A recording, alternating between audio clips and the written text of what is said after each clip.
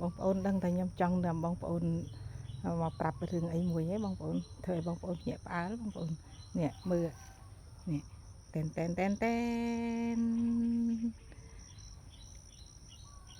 ចាចង់និយាយថាក្រូចនេះខ្ញុំដាំ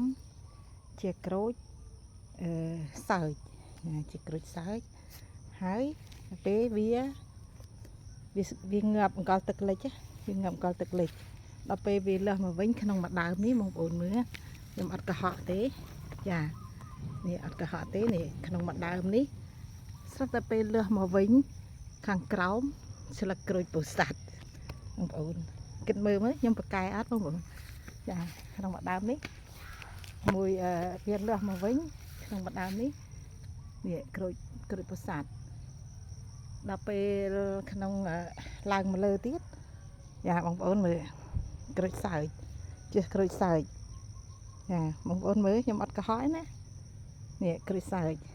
ចាតែដើមមកខាងនេះក្រូចពោធិ៍សាត់នេះបងប្អូន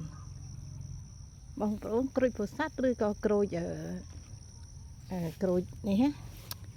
ក្រូចតែជ្រក់បងប្អូននេះខ្ញុំគិតថាក្រូចពោធិ៍សាត់បន្តិចក្រូចតែជ្រក់បន្តិចខ្ញុំឆ្ងល់ណាខ្ញុំប្រកែមែនណាខ្ញុំក្នុងមួយដើមខ្ញុំដាំខ្ញុំបានផល2មុខនេះក្នុងមួយដើមនេះណាប៉ុន្តែមេឃបែកជា2ចានេះបែកជា2នេះមេឃខាងនេះក្រូចសើចនេះបងប្អូននេះក្រូចសើចចាដល់ពេលមេឃមួយទៀតមកខាងនេះនេះបងប្អូនតែ